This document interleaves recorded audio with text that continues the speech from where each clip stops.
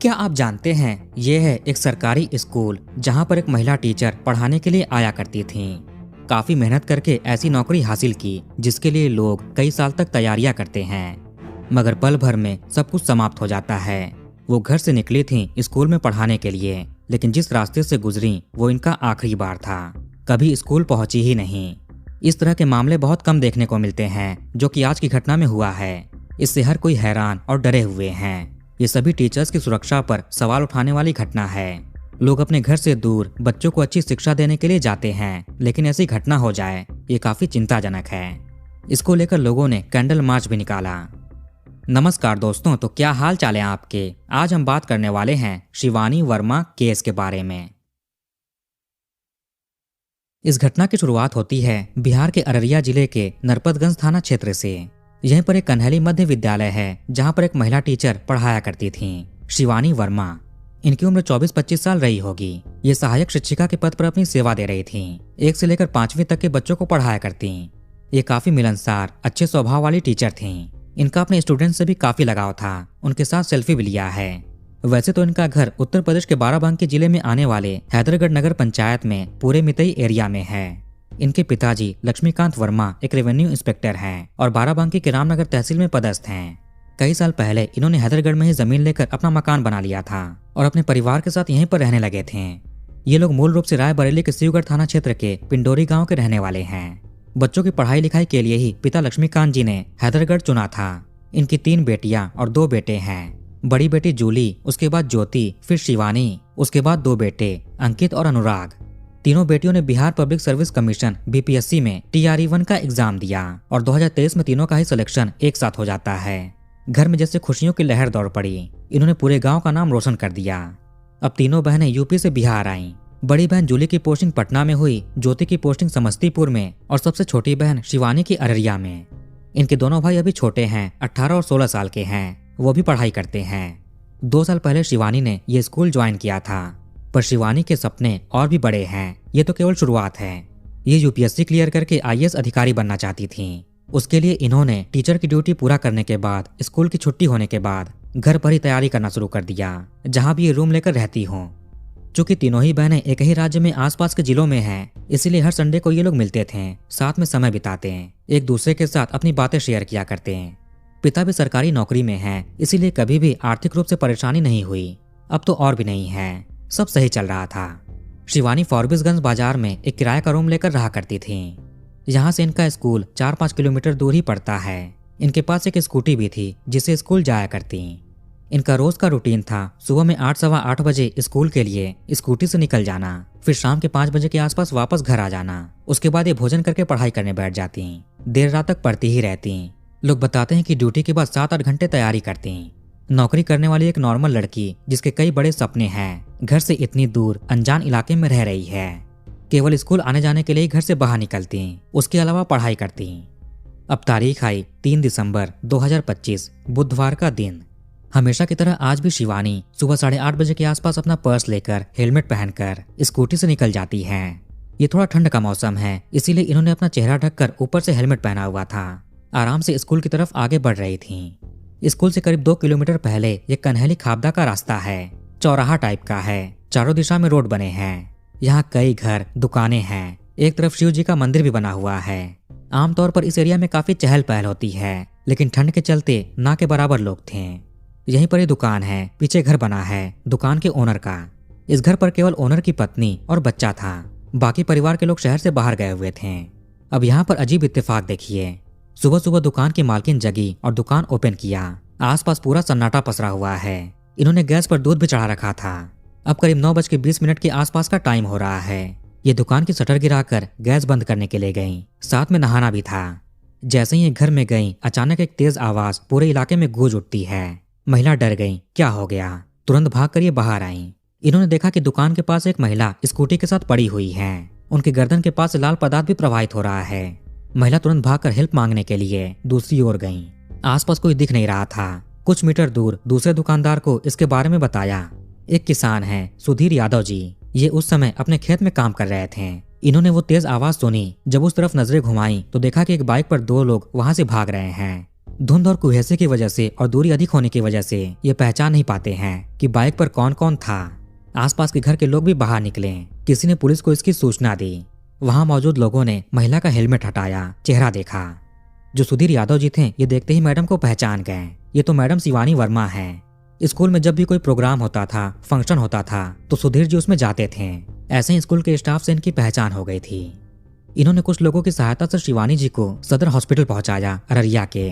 घटना वाली जगह से हॉस्पिटल 70 किलोमीटर दूर था। आप समझ सकते हैं कि कितनी देर हो गई होगी।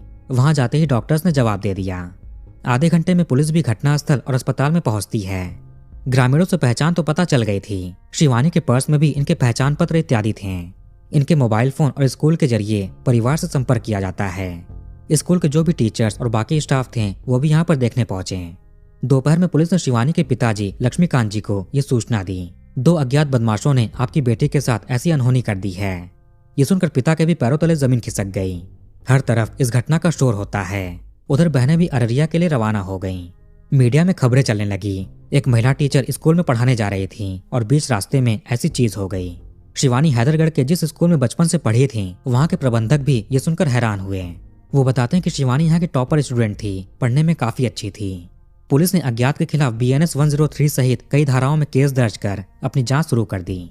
घटना वाली जगह का घेराव करके यहाँ से सबूत इकट्ठा करने शुरू कर दिए गए। फॉरेंसिक टीम भी आ चुकी थी। डिस्ट्रिक्ट इंटेलिजेंस यूनिट DIU भी आती है। एक एक सबूत जुटाए गए। आसपास के लोगों से पूछताछ हुआ, आपने कब क्या देखा था। पुलिस को यहीं पर कुछ मीटर दूर फोरबिसगंज जाने वाले रोड पर एक कारतूस पड़ा हुआ मिलता है। लगा कि घटना के बाद भागते समय गलती से यहाँ पर गिर गया हो। जल्दबाजी में बदमाशों को इसे उठाने का टाइम नहीं मिला होगा। जो चश्मदीद किसान थे उन्होंने बाइक पर 2 लोगों को देखा था। पुलिस को लगा कि ये काम प्रोफेशनली किया गया है और वो भी पूरी प्लानिंग के साथ, वरना किसको पता होगा कि रोज शिवानी कितने बजे किस रास्ते से कहां से जाती है। ऊपर से उसके लिए ये जगह पूरी तरह से अनजान थी। उसका कोई जानकार ही इस घटना के पीछे हो सकता है। स्कूल के टीचर से भी बात किया गया। एक टीम शिवानी के रहने वाले स्थान पर भी जाती है, किराए वाले मकान पर। वहां से कोई सुराग मिले।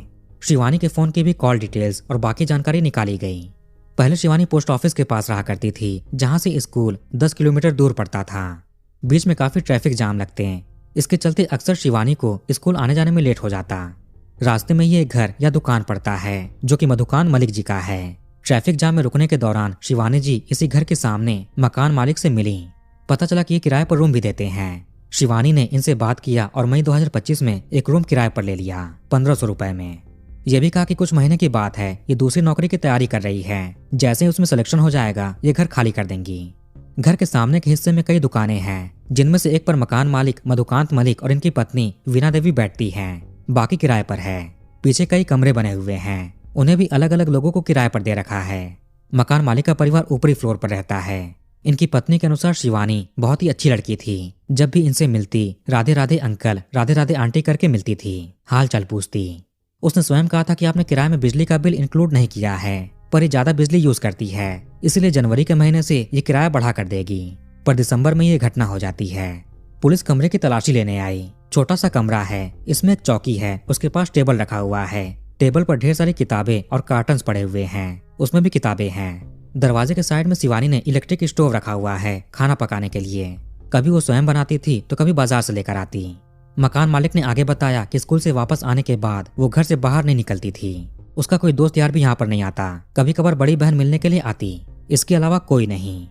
शिवानी को कई बार मकान मालकिन ने भोजन के लिए आमंत्रित किया, लेकिन वो कहती कि आप ब्राह्मण हैं और वृंदावन से दीक्षा लिए हुए हैं। आप मेरे लिए खाना बनाएं, मेरी सेवा करें, ये अच्छी बात नहीं। आपसे कोई सेवा नहीं करवाना, ये ठीक नहीं है। हमेशा वो ये कहकर इनकार कर देती। वो इनकी बेटी जैसी थी, हमेशा सम्मान करती। पुलिस को मकान में कोई संदिग्ध बात नहीं पता चलती है। जब बड़ी बहन जूली यहाँ अररिया पहुंची तो इन्होंने सीधे एक स्कूल टीचर पर इल्जाम लगाया। पर यह केस जैसा लग रहा था उतना भी आसान नहीं, ये आगे आपको पता चलेगा। शुरुआती दिनों में जब शिवानी यहाँ पर ड्यूटी करने के लिए आई थी तो स्कूल के स्टाफ से मिली। इनमें कई लोग यूपी के रहने वाले थे।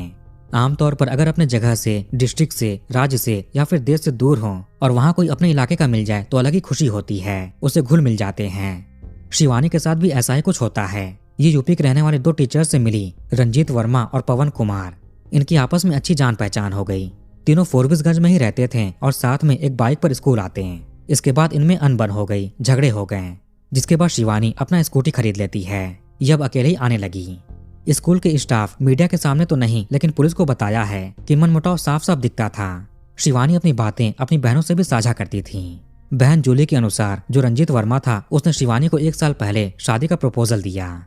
दोनों बीपीएससी टीचर हैं, सेम स्कूल में पढ़ाते हैं, तुम भी वर्मा और ये भी वर्मा हैं, इसलिए चलो शादी कर लेते हैं। लेकिन शिवानी ने प्रपोजल को ठुकरा दिया।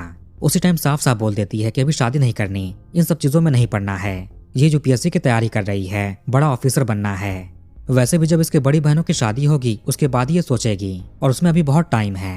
रंजीत वर्मा मूल रूप से उत्तर प्रदेश के वाराणसी जिले का रहने वाला है। जूली ने 3 दिसंबर की शाम को ही लिखित में नरपतगंज थाने में तहरीर दी और इस रंजीत वर्मा को नामजद किया। एफआईआर दर्ज होने के बाद पुलिस ने और भी अच्छे से अपनी जांच आगे बढ़ाई। अररिया के एसपी ने फोरबिसगंज के अनुमंडल पुलिस पदाधिकारी के नेतृत्व में एक स्पेशल इन्वेस्टिगेशन टीम का गठन किया। इसमें नरपतगंज, फुलकाहा, घुरना, फारबिसगंज थानों के थानाध्यक्षों के साथ डीआईओ की टीम शामिल थी। पुलिस के पास एक नाम था, स्कूल टीचर रंजीत वर्मा। इसके बारे में पुलिस ने और भी जानकारी जुटाई। बहन जूली से पूछताछ किया गया, साथ में ग्रामीणों से भी बात करते हैं। जूली का संदेह 2 लोग पर था, एक तो ये रंजीत और दूसरा स्कूल का हेडमास्टर एचएम उमेश कुशवाहा। 1 साल पहले रंजीत ने शिवानी को शादी का प्रस्ताव दिया, जिसे बहन ने ठुकरा दिया, इनकार कर दिया। उसके बाद रंजीत इसको परेशान करने लगा, बार बार शादी का दबाव देता, उसको कॉल करके परेशान करता, अगर नंबर ब्लॉक कर देती तो दूसरे नंबर से करता। बार बार मना करने के चलते वो गुस्सा हो गया और शिवानी से बोला, शादी के लिए नहीं मानी तो इस दुनिया में नहीं रह सकती, तुमको समाप्त कर देगा। ये बात शिवानी ने अपनी बहन को भी बताई। बात काफी आगे बढ़ चुकी थी। जब बात इतनी बढ़ गई तो जूली ने अपने एक भाई जो कि यूपी पुलिस में है उनको बताया, एक जानकार जो बीआरसी में है उनको भी बताया। इसके बाद स्कूल के हेडमास्टर उमेश जी को कॉल करके रंजीत की शिकायत की गई और बोला गया कि बहन के साथ ऐसा ऐसा हो रहा है, टीचर आपके स्कूल का है, आपकी जिम्मेदारी बनती है, स्कूल में ये सब नहीं होना चाहिए। जब शिवानी का परिवार पुलिस में एफआईआर करने जा रहे थे तो कथित तौर पर हेडमास्टर रंजीत का बचाव करते नजर आए।